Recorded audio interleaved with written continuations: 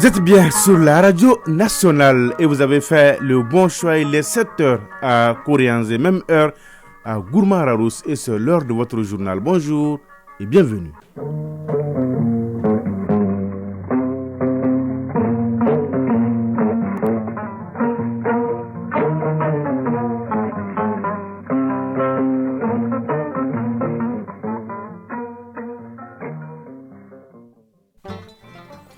Mais l'actualité, première édition d'ici chez mardi 10 octobre 2023. Tout d'abord, la couleur du temps sur Bamako et environ. 24 degrés ce matin, ciel partiellement couvert, possibilité de pluie 20%, humidité 55%, du vent 11 km à l'heure et la maximale attendue est de 36 degrés. Le journal Sidiki Dambélé. Mesdames et messieurs, à la une de cette édition, le renforcement de la coopération bilatérale Mali-Mauritanie. Un porteur des messages du président mauritanien était à Koulouba hier chez le président de la transition. Il a été surtout question de coopération sécuritaire au cours de l'audience. Nous ferons le point avec Dougou Fana Traoré dès le début de ce journal. Autre titre de l'actualité, il est passé comme une lettre à la poste. Il s'agit du projet de loi sur la charte du Liptako Gourma instituant l'Alliance des États du Sahel. Il a été adopté hier par le CNT avec 140 voix. Les détails avec Mamari Kounich. L'actualité internationale à suivre en pointillé avec Batraourish de retour et en pleine forme. Bonjour Ba. Bonjour Cédric Dambélé. De quoi va-t-on parler ce matin? Journée électorale ce mardi au Libéria où le président sortant George Weah fait face à 19 autres candidats pour la présidentielle. Des combats intenses en Libye confirment la tension entre le clan Haftar et les tribus de l'Est. Guerre dans la bande de Gaza, l'Égypte et la Turquie apportent des médiations. Voilà entre autres sujets qui vont meubler la page inter de ce matin Cédric Dambélé. Tout à l'heure donc pour le développement. Enfin, la page des sports, toute l'actualité est sportive avec l'athlète des jours et des nuits. Il s'appelle Sragatou Sissi. Bonjour l'athlète. Bonjour Sidiki Dambélé. Est-ce que tout va bien? Ça va, alhamdoulilah. La une de votre page. Préparatif CAN 2023, les Aigles du Mali sont en pleine préparation. 18 joueurs sur 27 sont à l'heure actuelle au quartier général des Aigles. À suivre la liste des arrivées dans ce journal. L'AS Mandé a hérité du groupe B de la Ligue des champions féminines 2023 aux côtés de la tenante du titre, l'AS Phare du Maroc, et de deux nouveaux. L'insolite du jour vous sera fourni comme tous les mardis. Et voilà pour le sommaire. Vous êtes prêts? Eh bien, nous aussi. Une fois de plus, bonjour et bienvenue. Tout d'abord, direction Koulouba, où le président de la transition, le colonel Assimi Goïta, a reçu hier après-midi en audience les ministres des Affaires étrangères et de la coopération internationale de la République islamique de Mauritanie. Mohamed Salem Ould Merzouk, c'est son nom, était porteur d'un message du président mauritanien Mohamed Ould Cheikh El Ghazouani au colonel Assimi Goïta. Message relatif aux voies et moyens pour renforcer la coopération bilatérale, notamment sécuritaire, nous dit Dougou Fana Traoré qui a suivi l'audience de 40 minutes.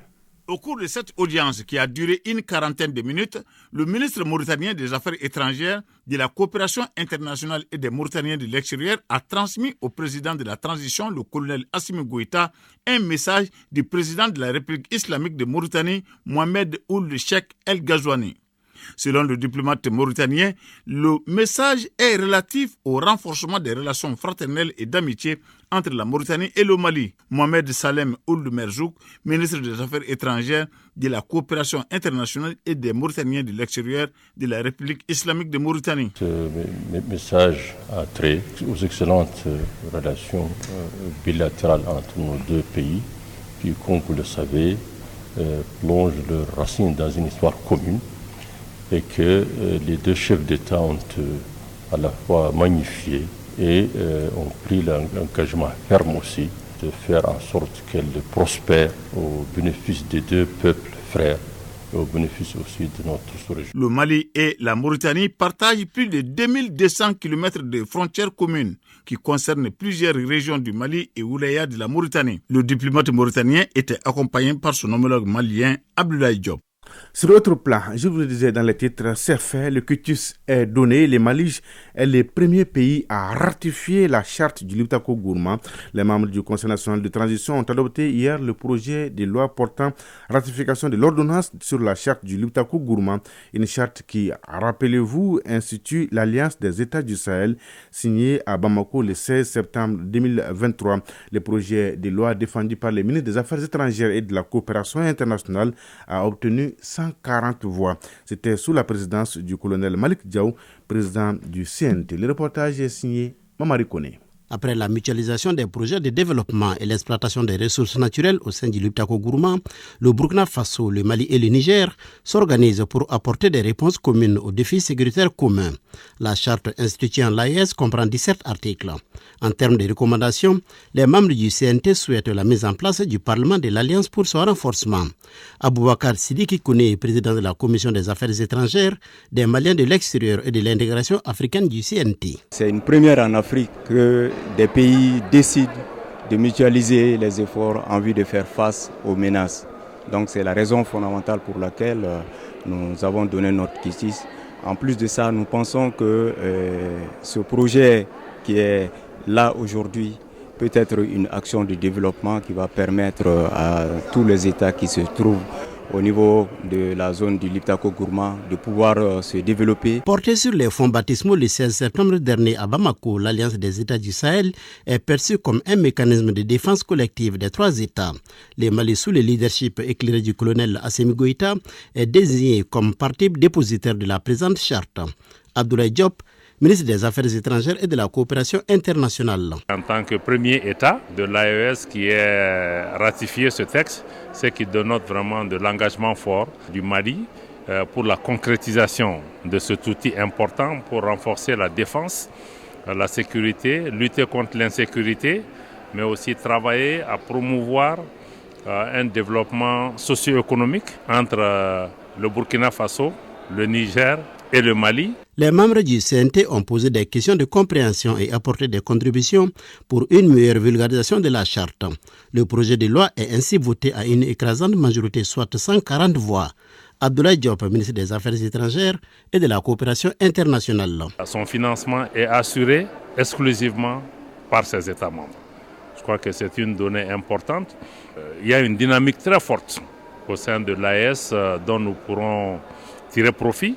Parce que ce que nous voulons, c'est que cette organisation soit aussi différente de toutes celles qui existent et de toutes celles qui l'ont précédée, en investissant davantage, je l'ai dit, sur la solidarité, mais aussi en investissant dans les peuples, notamment les jeunes, les femmes, qui sont des acteurs économiques, mais aussi des facteurs de paix. Le président du CNT, le colonel Malik Diaw, a salué les présidents du Burkina Faso, du Niger et du Mali pour avoir compris le sens de l'histoire.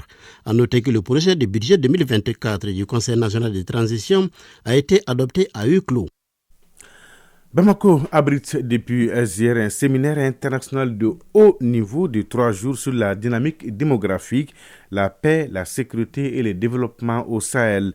La rencontre de haut niveau permettra aux participants d'approfondir les réflexions sur la corrélation entre la démographie, la paix, la sécurité et le développement dans les pays du Sahel. Des pistes de solutions concrètes sont attendues au terme du séminaire pour une transition démographique réussie. C'est une initiative de l'école de maintien de la paix. On fait le point avec Harry Djoumatina. L'école de maintien de la paix à Blondembey et ses partenaires, notamment la République fédérale d'Allemagne, compte tenu de la dynamique démographique et de ses incidences sur la paix, la sécurité et le développement au Sahel, se propose de susciter davantage la réflexion sur la question qui est désormais un facteur déterminant pour l'avenir du Sahel. Le séminaire international de haut niveau va ainsi tenter d'apporter des réponses à la corrélation entre la démographie, la paix, la sécurité et le développement dans les pays du Sahel. Colonel Suleiman Sangaré, directeur général de l'école de maintien de la paix à Blondembey. Conformément à sa vision stratégique de se positionner comme un pôle de recherche sur la paix durable en Afrique et particulièrement au Sahel, l'école de maintien de la paix à Blondembey de Bamako initie depuis plus de 2 ans des rencontres de haut niveau pour traiter de toutes les thématiques qui concourent à la réalisation de cette vision déclinée en objectifs.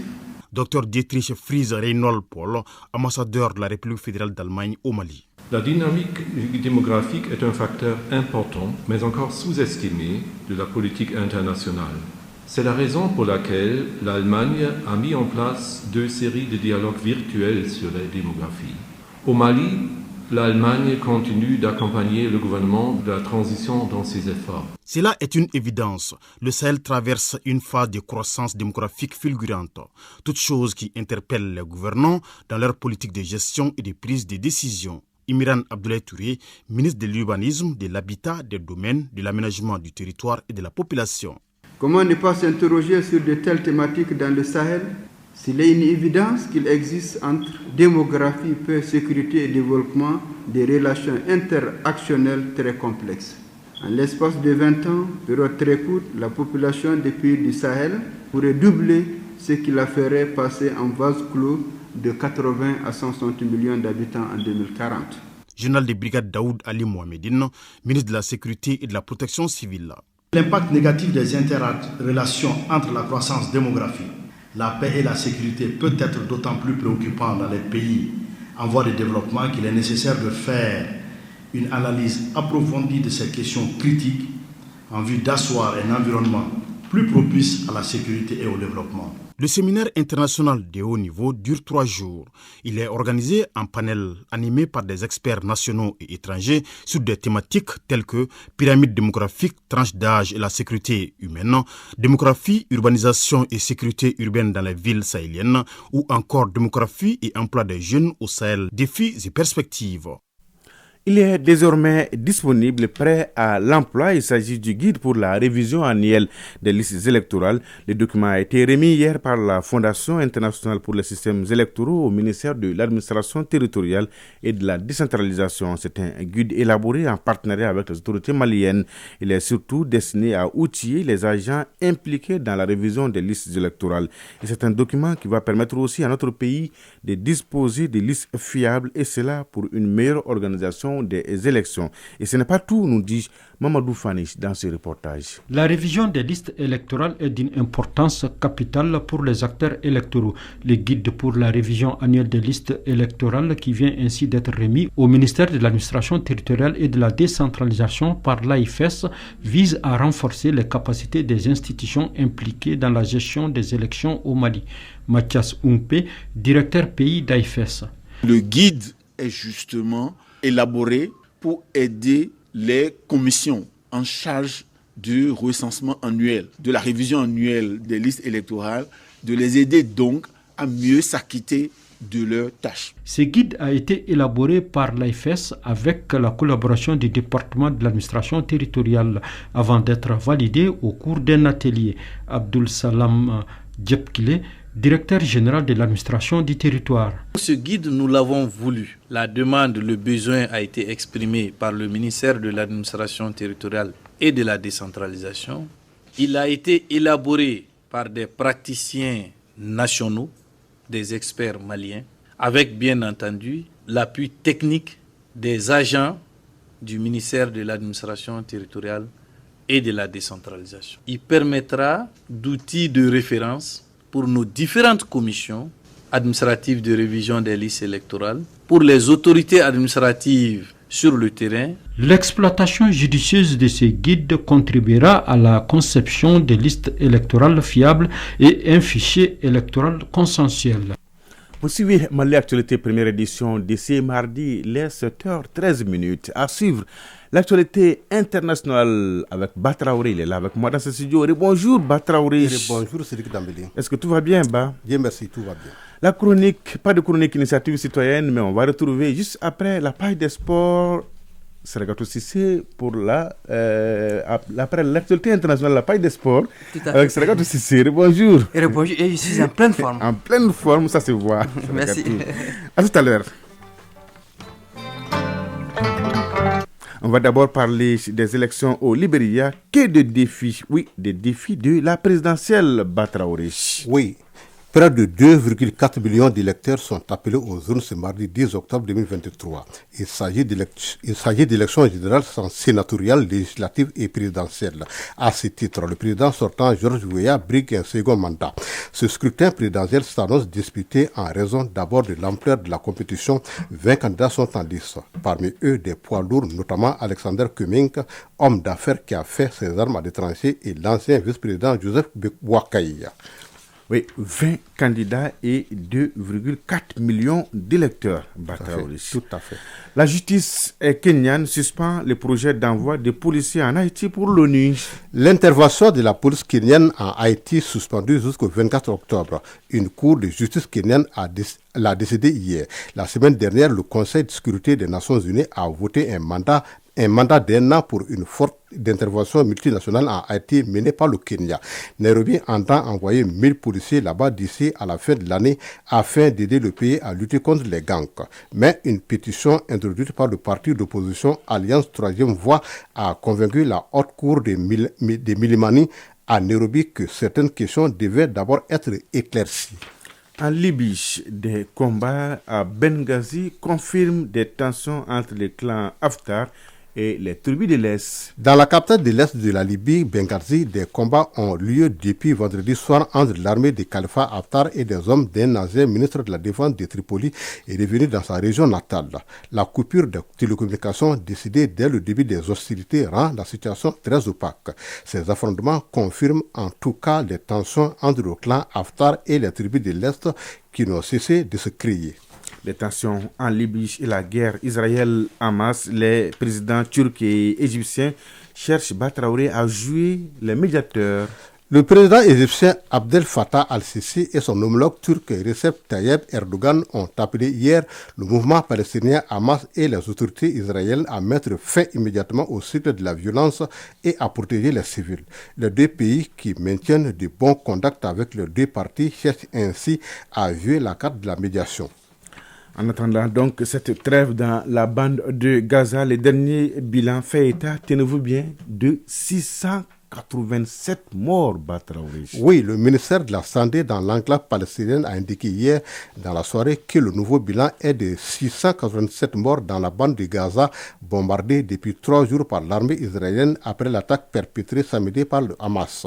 Outre ces morts, on compte 3727 blessés à Gaza, Sidiki Dambélé.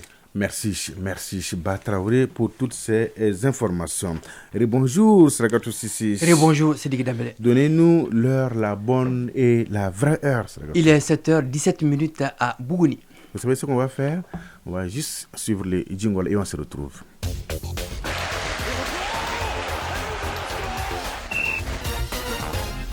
Et oui, parlons d'abord de ces matchs amicaux internationaux. Les Aigles du Mali se mesureront aujourd'hui au crâne de l'Ouganda. C'est bien ça, Sragatou? Les crines. Les crines, ouais. Les crines de l'Ouganda. C'est vendredi au stade du 26 mars dans le cadre de la fenêtre FIFA du mois d'octobre. Oui, la fièvre monte dans le nid des Aigles du Mali. Les 27 joueurs convoqués par le sélectionneur Eric Sekouchel arrivent par vague compte tenu de leur plan de vol.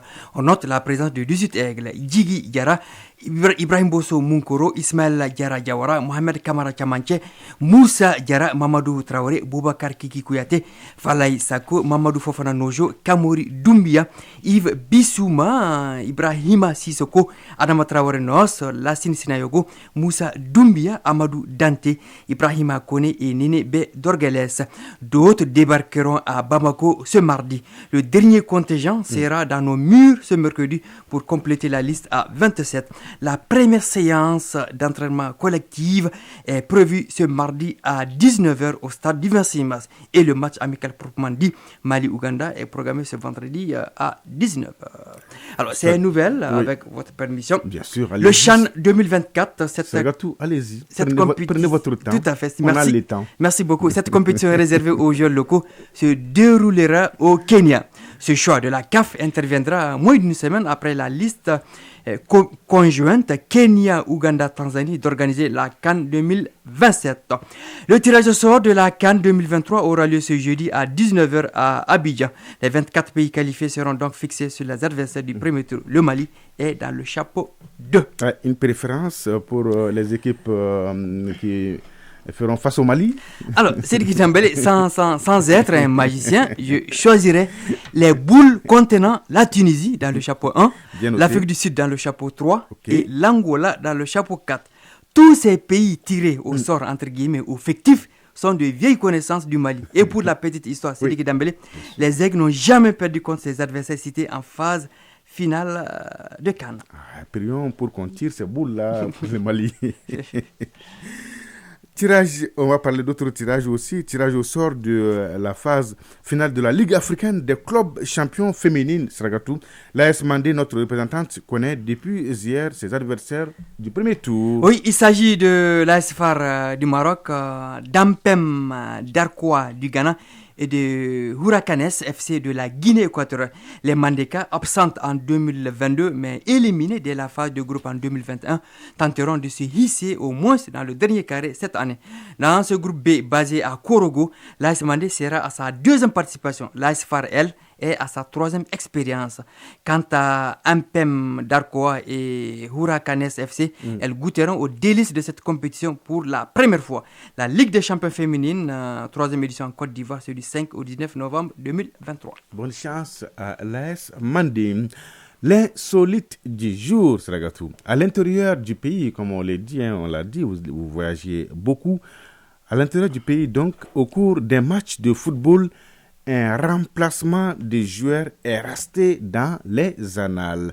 Le dit changement n'a jamais eu lieu, en fait, Sragatou. Tout à fait. Racontez-nous. Alors, le match battait son plein. Au moment des faits, le changement autorisé était de 3 jeux durant le match. De nos jours, il est à 5. Le monde évolue. Et revenons à le football aussi évolue. Tout à fait. Revenons à l'histoire du jeu. L'entraîneur de l'équipe B, c'est-à-dire l'équipe visiteuse, voulait effectuer un troisième et dernier changement. L'entraîneur fait appel aux joueurs désignés. Alors, il restait 10 minutes à jouer selon nos sources. L'échauffement du joueur en question a duré 5 minutes. Ah bon? Alors, pour l'entraîneur, le joueur peut changer le cours du match. Exactement. Au moment où il est tout frais, le joueur. Tout à fait. Au moment où le joueur s'apprêtait à entrer, le quatrième arbitre se fait excuser auprès du principal. Ah bon? Motif, tenez-vous bien, siroter du thé non loin du terrain chez un ami boutiquier. C'est bien ça, hein? Non, attends. C'est le joueur qui va siroter du thé, mais c'est l'entraîneur, le quatrième arbitre qui va siroter du thé. C'est le quatrième arbitre qui va plutôt siroter du thé. Ok. Alors, le changement, quand même, est autorisé par l'arbitre. Hein. Oui, le quatrième arbitre. Non, le quatrième arbitre n'est même pas là. Ah, ok. Donc, le principal autorise le joueur à entrer en jeu. Ouais. Alors, le temps pour ce joueur d'entrer en jeu, un vent violent se mêle de la danse. Donc, match arrêté. Donc, pas de remplacement. Pas de remplacement. Dommage pour lui.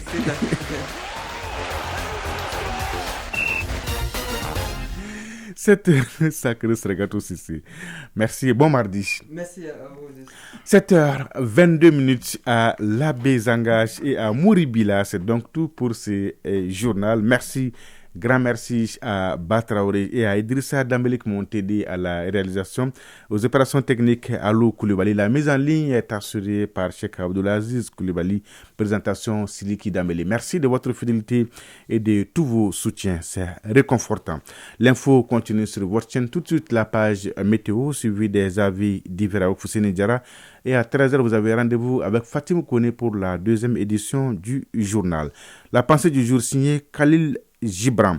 Nul ne peut atteindre l'aube sans passer par les chemins de la nuit. Oui, nul ne peut atteindre l'aube sans passer par les chemins de la nuit. Mesdames et messieurs, prenez soin de vous et des autres. Excellente journée de mardi à toutes et à tous. Au revoir.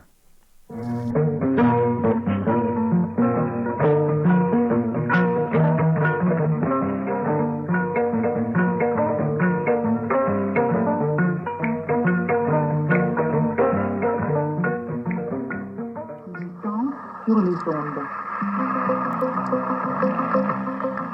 Le temps sur les ondes, la météo est avec vous.